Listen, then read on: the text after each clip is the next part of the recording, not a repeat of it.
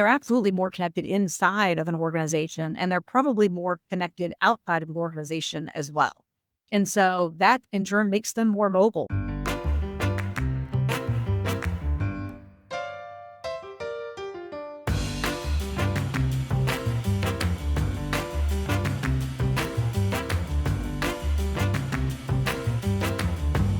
Welcome to your work friends, where we're breaking down the now and next of work so you stay ahead. I am Francesca.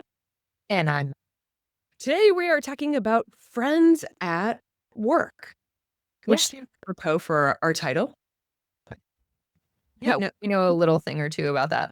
we do. Fun fact, Mel and I started as friends at work, and friends at work can turn into a whole bunch of other things. But there's actually a lot of research and data behind this. Employees with close friends at work are more engaged, more likely to develop skills, more likely to adopt AI, if you're into that, and more likely to trust their leadership. And they volunteer at a 4 times rate than anyone else.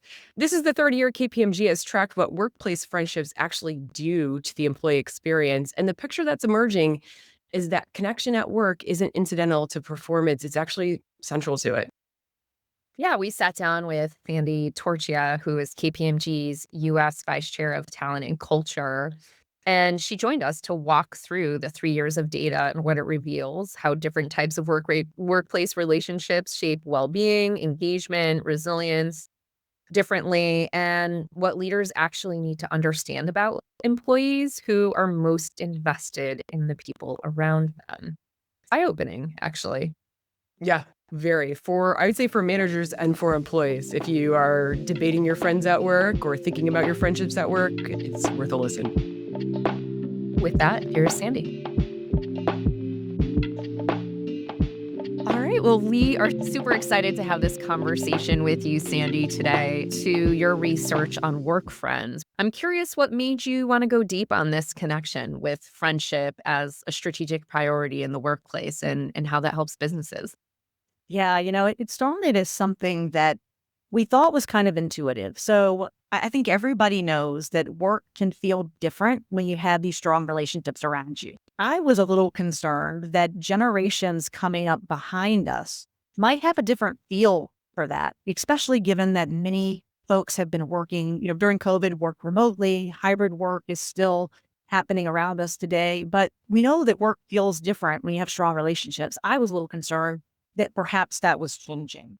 But our initial research showed us, it confirmed that this is in fact true. Work does feel differently when you have strong relationships. What we wanted to do is dig into how material that difference was. What we learned is that workplace friendships, they affect how you feel. They impact how engaged individuals are in the work that we do, how people perform at work, and whether or not they choose to stay with a company. And so at this time, when I mentioned hybrid working, technology is obviously accelerating how work gets done. Connection is even more important than it's ever been, and it's a driver of the experience that an employee has within their organization. So as we were doing the research, it became really clear that it wasn't just a topic related to culture, it really was a business priority. So all of that inspired us to go deep in this connection. So I want to talk about this because you split the workforce up into 4 different groups. And I'm wondering if you could walk us through what those 4 are. And is there one that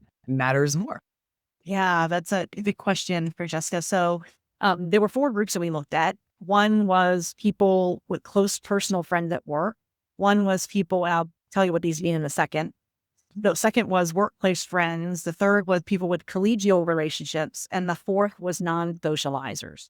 And so we looked at those 4 groups. Close personal friends are people that have relationships with folks at work that extend beyond the work hours. So they're spending time with these close personal friends outside of work, maybe even inviting them to their weddings. Or I've even seen people that ask others to perhaps be the godparent of their child. I met my husband at KPMG, so close personal friends would all fall into that category. Workplace friends are people that have social interactions, but those social interactions predominantly exist during the confines of the workday. That might extend to when you're traveling together for work or you're going to events after work, but it's really associated with work. The collegial relationships are people that have friendly interactions, but they don't have a deeper personal connection with individuals at work. And then the fourth category, non-socializers, are people that don't want to socialize at work at all. And so when we look at these four groups, I think the biggest takeaway that we had isn't where most people fall. It's that the kind of connection that you have shapes your experience. So the people that have those close personal friendships, they tend to experience more highs at work, but they also tend to experience more lows at work. So they're more engaged, they're more energized, but they also carry higher levels of stress. They're really invested. That can be a strength, but it can also be a strain from a well-being perspective when you have somebody that's really invested in their work that they do. On the other hand, those individuals that are, kind of at the other end of the spectrum, but have more collegial or limited social connections, they tend to have a more steady experience emotionally. So they're not experiencing those highs. They're not experiencing those lows. They're saying that they have strong overall well-being, lower levels of negative emotion, but that can sometimes also contribute to lower engagement. So, but when you look across the spectrum from close personal friends to non-socializers, there's certainly a different experience that each of those groups have, and it shapes their experience at work. Yeah. It's so fascinating too, because it's like a trade-off. Like, do you want the deep closeness and the engagement, or do you kind of want to be like, this is cool for work, but I'm not going to get emotionally involved? It's an interesting choice in terms of what experience you want to have and also what organizations push. I am taken with what's happening right now because it's like not a surprise to anyone that we have what feels like a wave of burnout, a wave of layoffs happening. And then yet we know from your research that the more engaged people are at work, the deeper relationships they have, the more engaged they are, the more productive they are, et cetera. How do you reconcile those two, knowing that having deep relationships really does help with your work experience, but then people are burnt out and trust is in the tank with organizations? Like, how does someone reconcile those two? Yeah, it's a good question. And I'm not sure that I have all of the answers, but I'll tell you what our research showed and what I think about it. So those individuals that are, really engaging in close personal relationships at work, those are typically the employees that are carrying the culture, right? I mentioned earlier, they're the most engaged. They're likely the most trusted. They're also, our research shows us, the most likely to adopt AI. So they know their value. They're absolutely more connected inside of an organization, and they're probably more connected outside of an organization as well. And so that in turn makes them more mobile. I mentioned that these people are the folks that are carrying the culture. That means that they're probably absorbing stress that organizations aren't actively managing. And so if they leave, the pressure that they are carrying doesn't disappear. It probably lands on other people, and sometimes those people are less equipped to handle it. So really making sure that you're understanding who these individuals are, that you recognize that they're carrying the culture and that they're absorbing some stress. You're having an honest conversation with them about it. You're looking at their workload and managing that workload. A really interesting statistic that we saw as part of the research that we did is 42% of them are looking for jobs, right? So 42% of these most connected resources are looking for jobs. And that's a warning sign. But most organizations aren't looking at that as a warning perspective. So these individuals are so important, but they're also the people that are likely carrying some stressors that others that come to work, do their work and leave aren't carrying. I want to recognize that most organizations, things like leader development, manager development is something they're always working on. And I'm wondering, what's a question a manager can ask or a leader can ask to check in with these people that have these deep relationships? A lot of times we say, oh, we need to check in. We don't know how. We don't even know the question to ask. Is there like a great question someone could ask during a check-in? If I know someone is a culture carrier, I know they have the deep relationships, they're probably also the one that remembers everybody's birthday and understands that, like, Susie got divorced 5 years ago and all this good jazz. Like, how can someone check in? Like, what's a really simple way to check in on that person? I'm going to take a step back from your question before I answer the specific question. I think the first thing is you've got to be able to identify the people to ask the question of. Yes, And super fair. that's really hard to do. And one of the things that I've seen work, and we do this at my firm, is we look at certain indicators that people are on the path to burnout. So as an example, are they traveling a lot? Have they not taken much PTO over the past period of time? How much time are they spending on Teams calls? And so using various data points to identify the people that are close to burnout, that helps you identify them. Then once you identify them, Francesca, we get to your question, which is, okay, what do you do once you identify these individuals?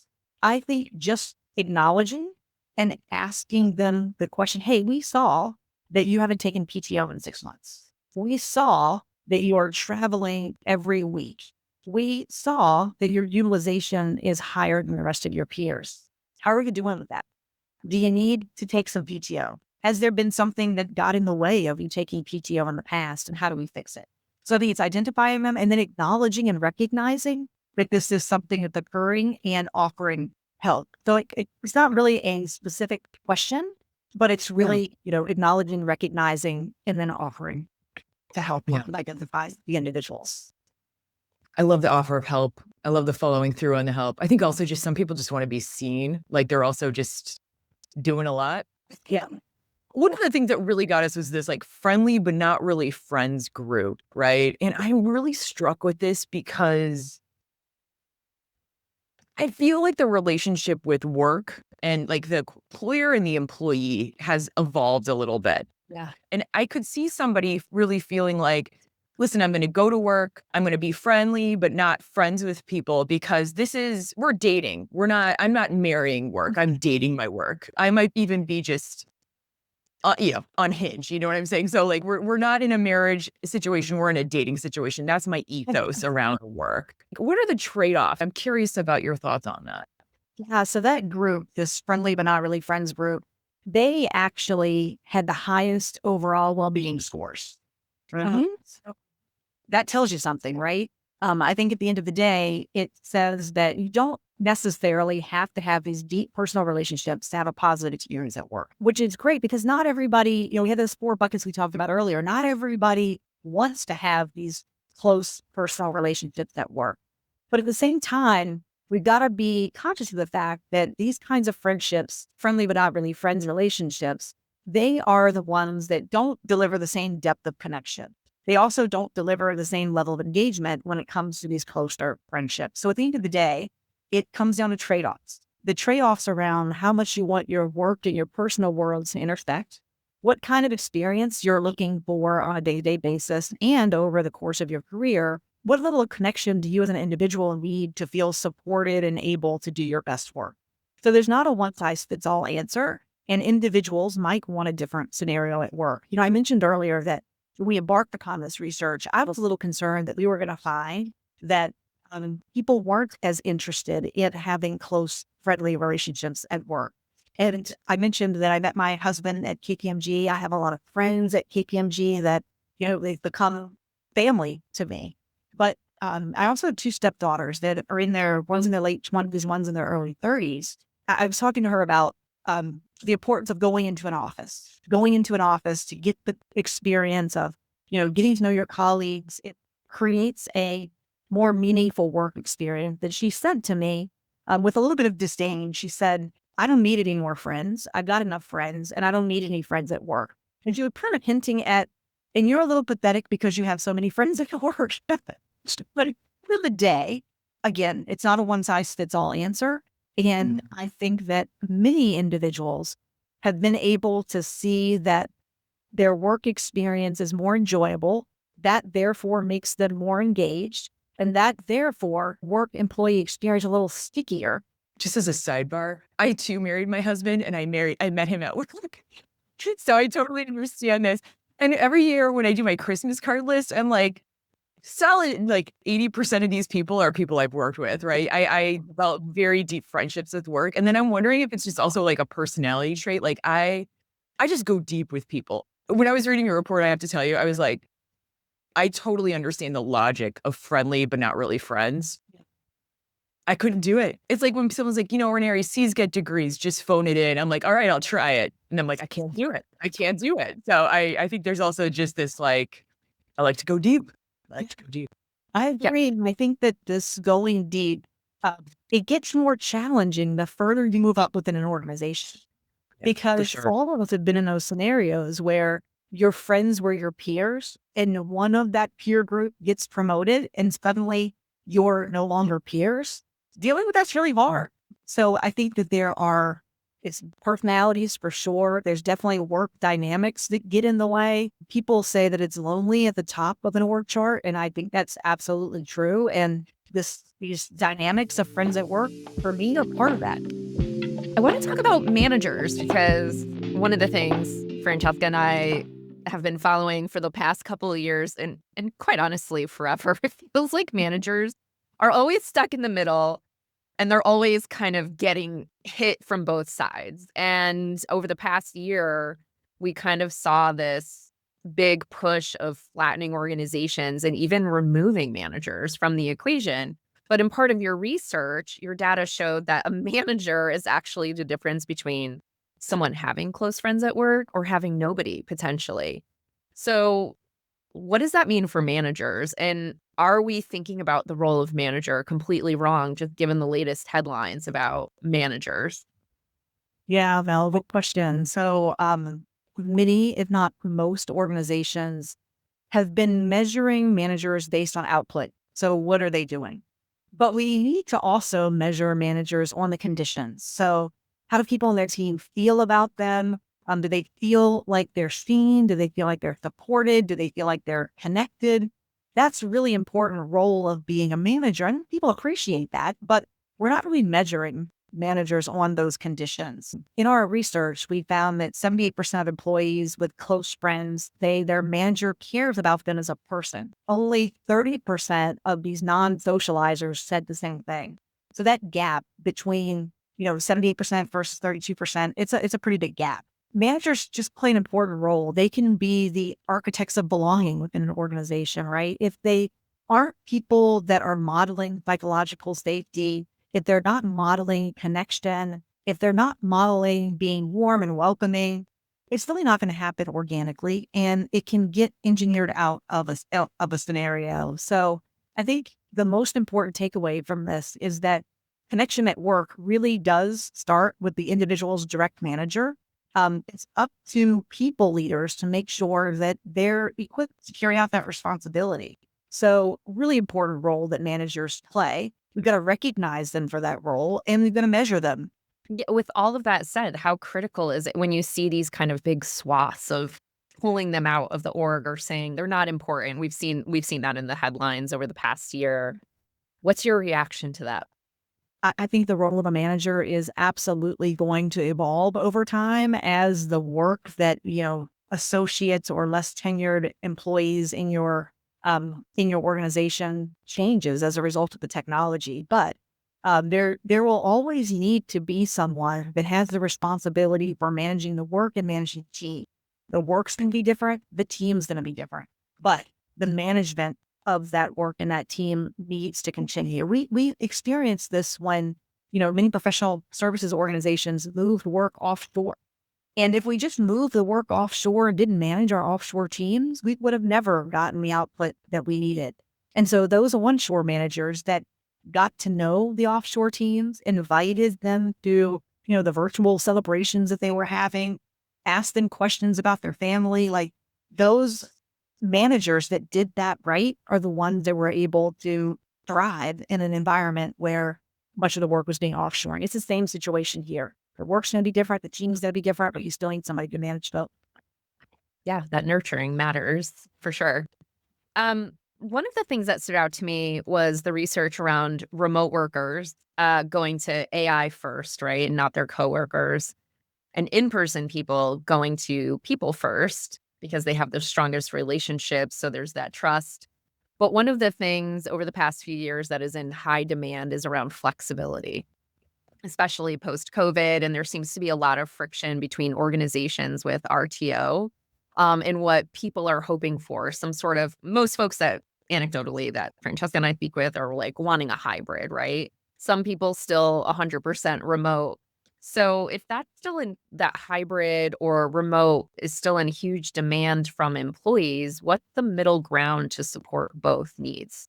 Yeah, good question. And it's so interesting how here we are in 2026 and this topic hasn't been solved and it's not going away. And employees inside of our firm and outside of our firm tell us how much they value flexibility and like I said, it's not going away. So I think at the end of the day, we've got to ask ourselves, how do we make sure that we are intentional about connection when you're not in physical proximity of each other, right? So if you're in-person workers, they have those accidental connections, things that you'd historically call those water cooler moments.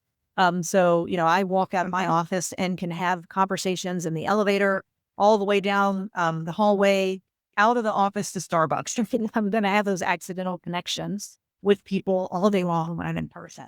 But when you're remote, you've got to be more deliberate about it. And you've got to design those connections. You've got to structure that informal time. And that might sound like a bit of a nuanced, structured informal time, but it's not going to happen unless you're deliberate about making it happen when you're in a hybrid or remote environment. It's important that you make it feel human, and that you make the meetings go beyond meetings so that people can really connect with each other. I think that AI can help bridge that gap. But there's got to be a lot of trust underneath it before AI can help bridge that gap. It accelerates where we already are, and it doesn't have to create belonging from scratch. So this middle ground is being flexible on where people work, but being intentional about how people connect, how they learn, and how they collaborate. And when you are in this remote or hybrid environment, being more intentional about it and using AI to help bridge the gap, I think is going to be really important for all of us. Yeah, and from both sides, right? Because I was thinking of like the introverts in the organization, remote workers, the non-socializers, just making them feel like they're not feeling somewhere as well, just because of the group that they're in. So it sounds like these are all really good options for everyone to consider, just in terms of belonging and building that belonging amongst the team. So the data shows that the most connected employees are actually the biggest AI adopters. Why does having friends at work make you more likely to use AI? It's a good one. And sometimes I wonder if it's a chicken or the egg. So I'll tell you what our research has shown us. So if you take a step back and you think about what it actually takes to use AI well, right? You got to ask questions. You've got to iterate. You've got to push back on the first answer because it's not always right. You got to try again when something doesn't land in the right way. That's not a technical skill. That's a relationship skill, right? And so employees with close friends at work are already doing that with people every single day. And so those individuals are more likely to be able to use AI in a way to iterate, push back, et cetera. We did another piece of research with UT Austin, and it really emphasized this point. So we took a look at almost 1.5 million prompts across 2,500 of our employees at KPMG. And what we call the sophistication gap, it wasn't about who knew the most about AI.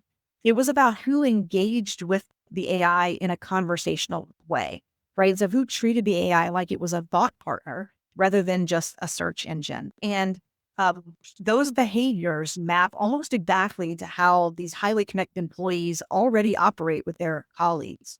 I mentioned trust a few minutes ago. There's definitely a trust dimension. So employees that are connected, they trust their environment, and they trust their environment in a way that they feel free to experiment. They feel free to, try something and fail. They feel free to be uncertain. And that's psychological safety. So that psychological safety that's built through relationships, it's the same safety that you need to explore AI rather than just, using it for those safe tasks, those most obvious tasks. So these socially connected employees, they also have a built-in amplification network, right? When they find something that works with AI, they're more likely to share it because that's what they do. They're more likely to pull their colleagues along. And that's how this adoption moves from just being in pockets to being part of a culture. So I think that these skills the skills around being connected for people also help you use AI well. Yeah, that's huge. I'm curious as to when KPMG is continuing to embed AI into the practice, how are you using things like community and friendships as part of not only adoption, but like really recreating how work gets done? Yeah, one of the really important ways of making AI usage, spread throughout the firm. Well, I'll share two with you. One is what I would informally call learning circles, right? So having informal conversations with your group of peers to just get on a call or get in a room and talk about, okay, this is how I used AI over the past week. And it's amazing how the way that I might think to use AI, even if Mel, you and I have the same job, it can be completely different than how you think to use AI. So sharing it with one another in this psychologically safe environment where I'm trusting that you're not going to say, oh, that's crazy. What's she doing? I'm trusting that you're going to recognize that, hey, that's a great thing that she did. And maybe you're also going to adopt it as well. So I think that's a great way of kind of spreading the knowledge. Another thing that we've done is we have AI pathfinders. And they are individuals that it's their job to know all the tools we have and how you use them. And they're available in person at some of our facilities or virtually, if you can't be with them in person, to just walk you through, hey, these are all the things we have. Here's some use cases on how you can use it. They can do it one-on-one. They can do it with group of people. So it's really, you know, leveraging the skills and knowledge that either the experts have or the day-to-day users to spread the word. And also, I think getting together to do it makes it a little more fun because you can ask questions, you can challenge, trial and error, and it really does spread when you do it that way. I'm a relatively conversational person, and I'm on chat, and my chat, I haven't gone over to Claude because chat and I have a very deep relationship to the point where my chat's like, Francesca, stop. We've talked about this 500 times. Like literally that's the relationship I have. When we think about friends at work, that the AI becomes a friend. This is a hard one. I think it's going to depend on the individual. Like I'm like you with my chat GPT, and I get amazed every day when they bring in things that we talked about a month ago or 6 months ago into my equation. Quick side note example: we're building a deck on the back of our house, and I was asking for opinions on the differences between different decking materials, and they said, "Well, Coco and Loco aren't going to like this one if you choose it. They're my dogs." And they were spot on. Like, not only knowing that dogs wouldn't like it, but they learned what Coco and Logo like if they decided they wouldn't like this deck. So I kind of felt like it was a friend talking to me when I was asking about this. So, AI can absolutely be used for conversations that we might historically have had with humans. Absolutely. I personally, it doesn't do it for me because I like being in physical proximity with someone. I'm a big believer of being in the office because that physical proximity means something. I also think that you're not going to get those the kind of impromptu things that you can touch and feel when you're in person that you can't see with AI. So I think they're going to fill a gap, a conversational gap for sure. And some people might say it's going to fill a friendship gap. For me personally, I don't think it's going to happen because I value that in-person nature of having a conversation, doing something together. I mean, my AI isn't going to go for a jog with me, my friend. Yeah. Yeah. Super fair. Side note, Coco and Loco are Yeah. fantastic names for dogs. What kind of dogs is my favorite? They're labs, a yellow lab or a golden lab and a chocolate lab. And Coco and Loco are perfect names for them. And I'll tell you, I was never a pet person, and these dogs have changed my life. We led with this, but like, what do you think most leaders are getting wrong about friendship at work that you'd love to just say, you're getting this wrong? Yeah. Yeah. I think it's a couple of things. So one is they're either undervaluing it and treating it as this thing I'm talking about at the beginning of the session, a soft cultural extra, right? So undervaluing it, I think, is a mistake. I think the other thing is over managing it and trying to force something that should be authentic. I had a friend who described their family vacations as forced family fun. And if you go in calling it forced family fun, no one's going to have any fun. So if you're over managing friends at work and you're trying to, force something that should be authentic, that's not going to work either. So either undervaluing it or over managing it. Yeah, we've all heard those pizza parties we talked about getting rid of up front are one of those things, the forced fun at work. Um, if you could get every CEO and CHRO on the phone tomorrow morning, what's the one thing you'd tell them to do next week? I would say take connection as seriously as you take productivity and effectiveness, because there is a definite relationship between the two. It's hard to prove, but it's real. And this research that we've done with our Friends at Work survey, the research that we did with UT Austin, it does prove it generally, and it's for real. Okay. All right. Maybe 3 quick hot takes. AI will not replace work connection, but it will expose weak workplace connections faster for us. True or false? True. If you have strong relationships and a high level of trust, I think AI can really accelerate how people work together. If you don't, it amplifies this connection. Yeah. All right. True or false? What's more important, workplace connection or compensation? Can I say both? And First, yeah. yeah, I think it's both. At the end of the day, people obviously care about their compensation, but our research showed that people also care about having friends at work. And when you have friends at work, compensation matters a little bit less than it does when you don't. Money isn't everything. For Um, in 5 years, inside of an organization, what's going to be most important? Who knows the most? Who uses AI the best? Or who builds the strongest relationships? I think all of them are going to matter, but relationships are going to matter more than ever. And not only are they going to matter more, they're going to be a multiplier, right? So AI is going to help people work faster. It's going to help them up level the work that they do. But the real differentiator is going to be a relationship. So who do you trust? Who can bring others along? Who can help you navigate complexity through connection? That's something that AI can't replicate. I feel like it's always been the case. Relationships number one. Yes, definitely.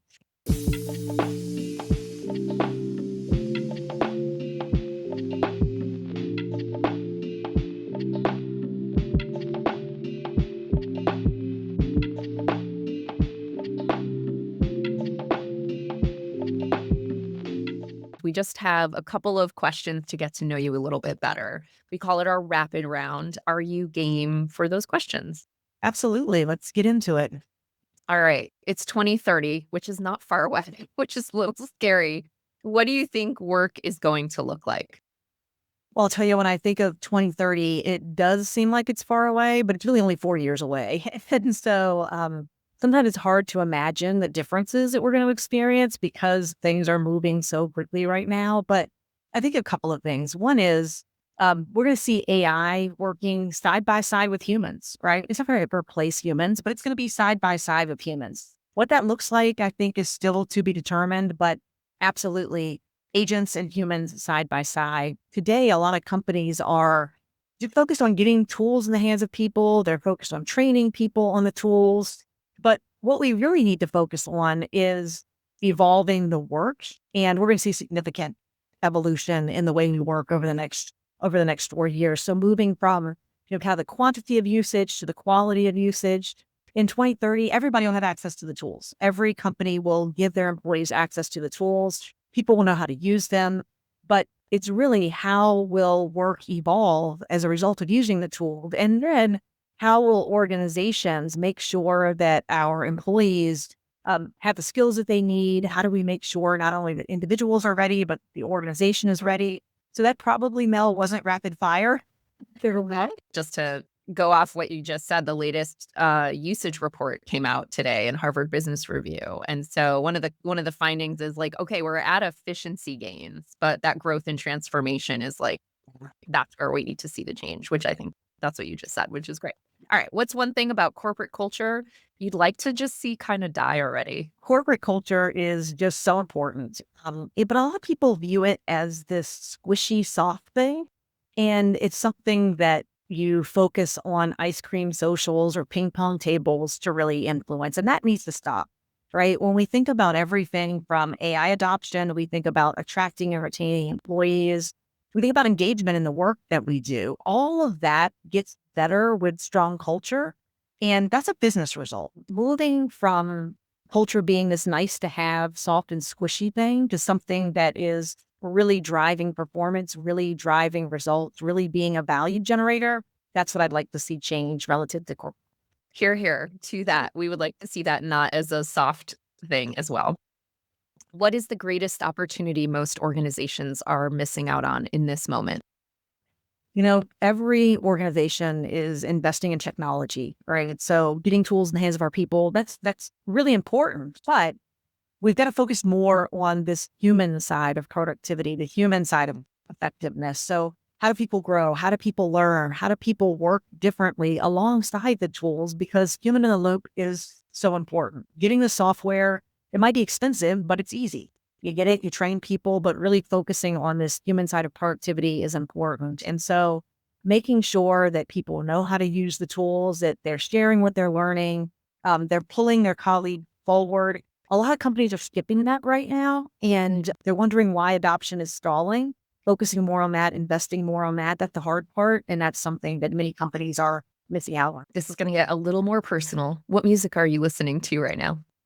So this might be controversial, but I have to be honest. So I was supposed to see Morgan Wallen and Ella Langley in concert in Pittsburgh, where I live, yesterday, but they canceled last minute due to weather. And there's a lot of controversy about that because it ended up not raining at all. But I've been listening to them for weeks, getting excited about the concert. I really enjoy both of them and their music. And I'm a big country music fan. So that's what I'm listening to right now. I love Ella Langley.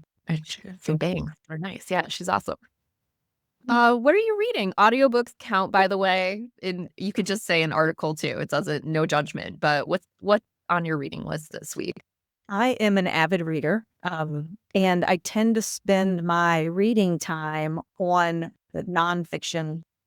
I don't want to say exclusively, but that's what I like to read to wind down. And I just finished a book, so I can't say I'm into it right now, but I just finished it over the weekend. It's called Theo of Golden. Okay. I recommend it if you haven't read it yet. It has a plot twist that if you figure it out early, it changes the nature of the book, but it was really good. Okay. All right. We'll check that out. Who do you really admire? One of my favorite people that I love following her on social media, and I've learned a lot from her, is Sarah Blakely. So if you don't know Sarah, she is the founder of Spanx. She's the founder of Sneaks. And she's 1 month older than me. And in fact, I really like that from a perspective, as I think about her life and my life. But she just really seems to love the work that she does. She loves making a difference. She loves her family, and she seems to be real. Right. So she was the youngest self-made female billionaire in 2012.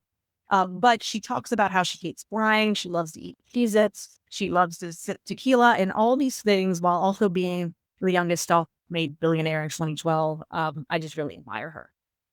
Yeah, she's awesome. I watched a video on her and how she sourced that material because she was just so fed up with what was out in the market. And she's super inspiring.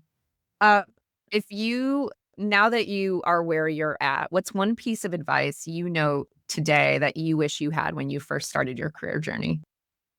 Yeah, this might sound obvious, but I think it's so important. And I don't think I know I haven't always really thought this way in the course of my career, but everybody knows there's a limited number of hours in a day, there's a limited number of days of a week, and there's a limited number of weeks in a month.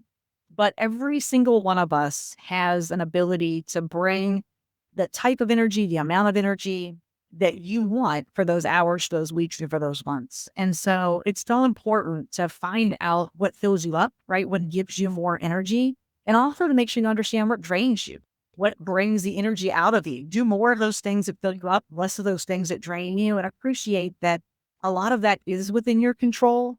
Sometimes you have to deal with those energy sucks just because it's part of life. But if you can really understand what they are, the builds and the sucks, and lean into the things that build energy, it's just going to enable you to do more with your life inside and outside of work. And I've always been someone that likes to, burn the candle down to the end. And if you're able to fill your cup with energy, you can do more of that. Sandy, thank you so much for joining us. We appreciate you and your research. Thanks for having me. It was a great discussion, and I hope that people will read our research and that it'll make a difference for employers and employees alike.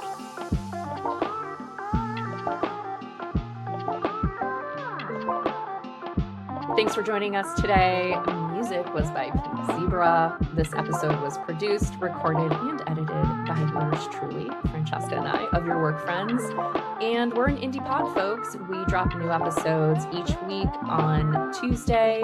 So please come back to check them out. Like, subscribe on the platform of your choice. And if you want one big, meaty insight about work every single month, subscribe to our newsletter on yourworkfriends.com. Bye, friends.